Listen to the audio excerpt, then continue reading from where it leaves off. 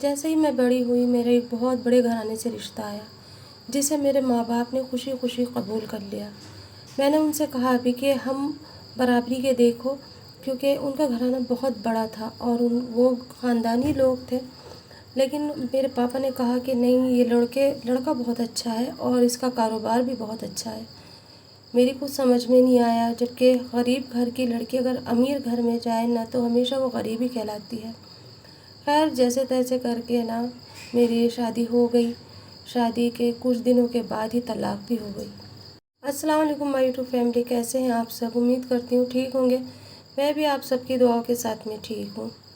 जब लड़की बड़ी होती है तो उसकी आंखों में हज़ारों सपने होते हैं अपनी शादी को लेकर के। मेरी भी आंखों में बहुत सपने थे, पर ये नहीं पता था कि इस तरह से चकनाचूर होंगे। इस तरह से मेरे घर वाले मेरे ही दुश्मन बन जाएंगे। जैसे मैं बड़ी हुई, रिश्ते आने लगे। पापा ने, अम्मी ने एक रिश्ता अच्छा था पसंद कर लिया। लड़का भी अच्छा था, ख़ानदानी थे।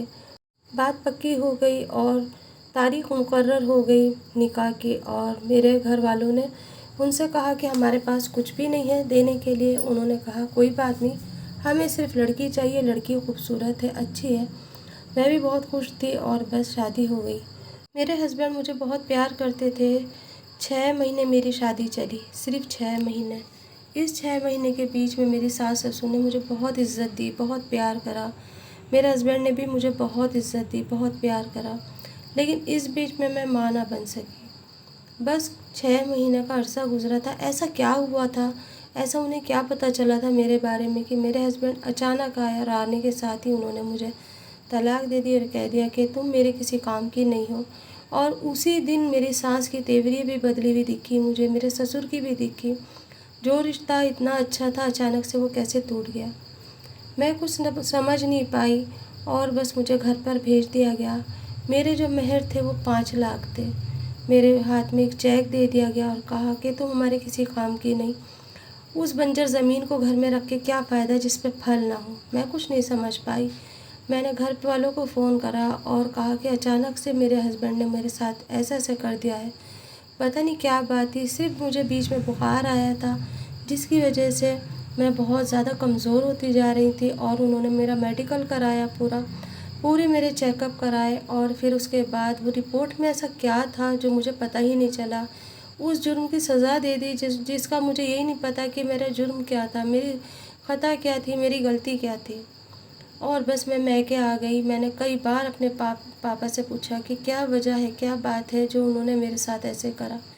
बस मेरी अम्मी ने और घर वालों ने ये कह दिया कि हमें भी नहीं पता और ये तुम्हारी किस्मत में लिखा था। हमने बहुत पूछा लेकिन उन्होंने कोई जवाब नहीं दिया। 6 महीने वो गुज़रे मेरे, फिर 6 महीने मैंने इद्दत के बाद निकाल दिए। लेकिन इस बार फिर मेरा एक रिश्ता आया और मैंने मना करा कि अभी तो मेरा ज़ख्म भी नहीं भरा और आप मेरी दूसरी शादी कर रहे हो। तो मेरे बाप ने कहा कि तुम्हें मैं घर में कब तक बिठाऊंगा, मेरी भी तबीयत सही नहीं रहती है और बस तुम अपने घर की हो जाओगी, हमेशा एक जैसे लोग नहीं मिलते। मैं भी चुप हो गई। ये घराना भी बहुत अच्छा था और यहाँ पे भी मेरी शादी बहुत अच्छे से हुई। मुझे नहीं पता चलता था कि मेरे मेहर में क्या लिखवाया जा रहा है क्या नहीं। मैं तो अपने घर वालों पे भरोसा कर रही थी। और फिर मेरी शादी हो कर के अपने ससुराल गई।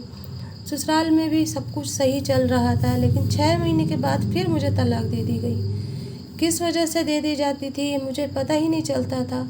और मैं बस देखती रह जाती थी कि मेरा खाली बुखार आया था या मेरा एक चेकअप हुआ करता था और फिर उसके बाद वो मुझे तलाक दे देते थे। मैं बड़ी ताज्जुब में थी कि आखिर मेरे साथ ये क्या हो रहा है। 1 साल में 2 शादी और 2 बार तलाक हुई थी।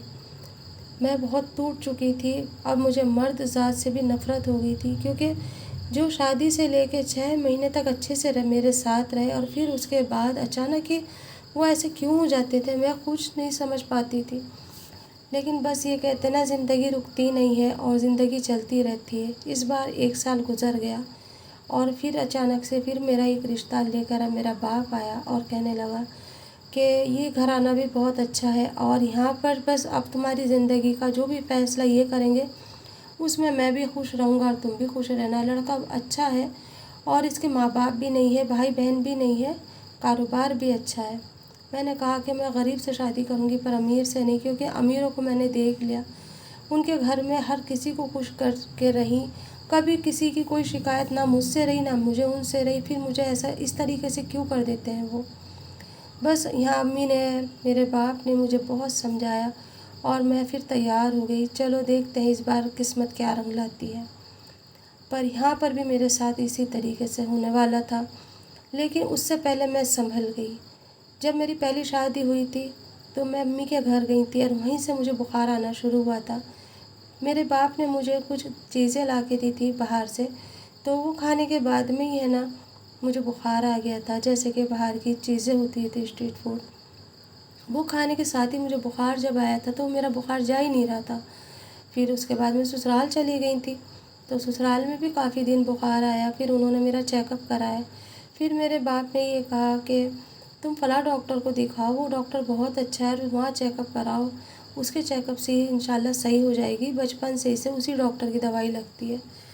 पापा की बात उन लोग मान गए। आज मेरा ना ये पापा कहने के लिए भी मन नहीं करता है, लेकिन क्या करूँ, रिश्ता इस तरीके से है। खैर, मेरे शादी के बाद में कहते हैं ना कि हर चीज़ माँ बाप की मर्ज़ी से होती है, कभी सास ससुर की मर्ज़ी, अपनी मर्ज़ी तो एक तरफ रखी जाती है।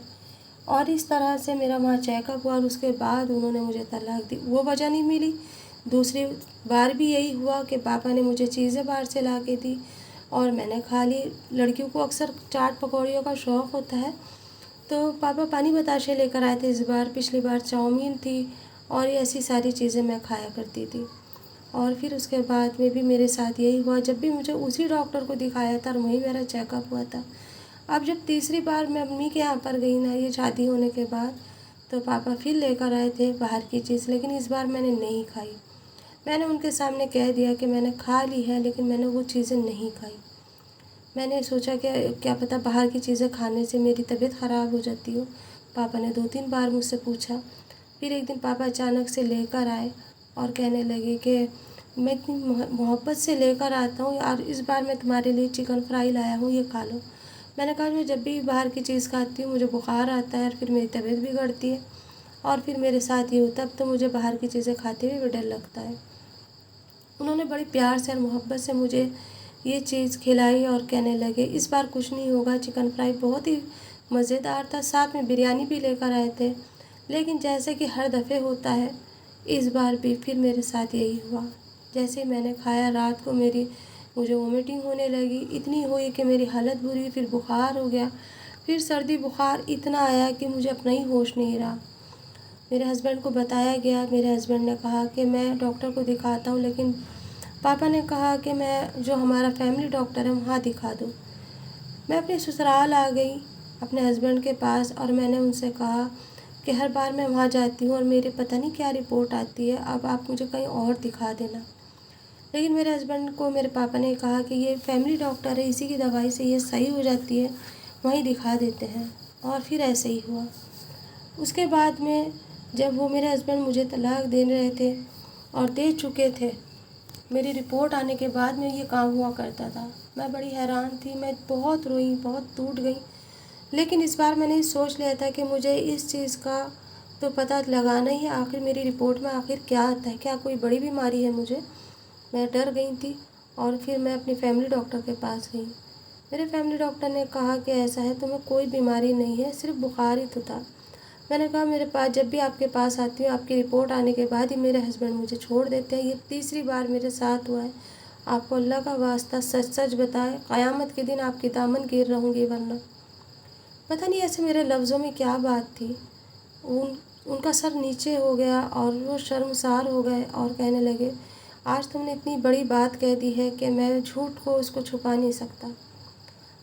दरअसल बात यह है कि तुम्हारा बाप पैसों का लालची है। जब भी वो तुम्हारी शादी कराता है, बड़े घराने में कराता है और मेहर के नाम पे वो 5 से 10 लाख लिखवा देता है। तुम खूबसूरत हो, अच्छी लगती हो, वो खुशी खुशी मान जाते हैं तुम्हारे ससुराल वाले और मेहर के नाम पे वो तुम्हारी तलाक करा देता है और झूठी रिपोर्ट बना के दे देता है।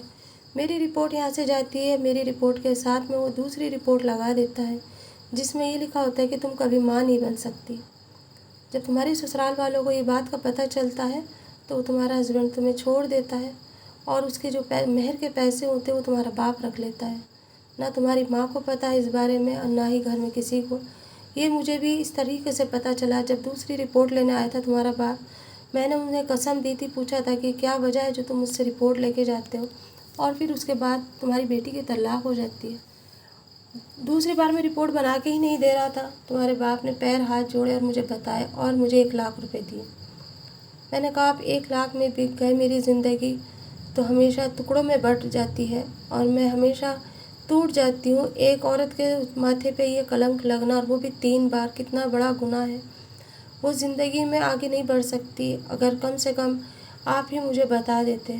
वो कहने लगे तुम्हारे बाप ने मुझे कसम दे रखी थी, और ये इसी तरीके से तुम्हारा बाप आगे भी तुम्हारे साथ करेगा। ये है कि तुम्हें पता नहीं किस तरह से अल्लाह ने ये एहसास दिलाया कि आखिर क्या वजह होती है। ये बात सुनने के बाद तो वाकई में मैं टूट गई थी। घर जाने को भी मन नहीं था और दूसरा रास्ता कोई खुला नहीं था।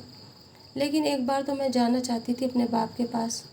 मैं अपने बाप के पास गई, जाके मैंने कहा कि मेरी इज़्ज़त का सौदा तुमने करा। 5 लाख में, 10 लाख में तुमने मुझे एक रात की दुल्हन बना के भेजा। इस व्लॉग के आगे की स्टोरी मैं कल के व्लॉग में दूंगी, क्योंकि वीडियो बहुत छोटी है। इसलिए अपना ध्यान रखिए और कल का इंतज़ार कीजिए।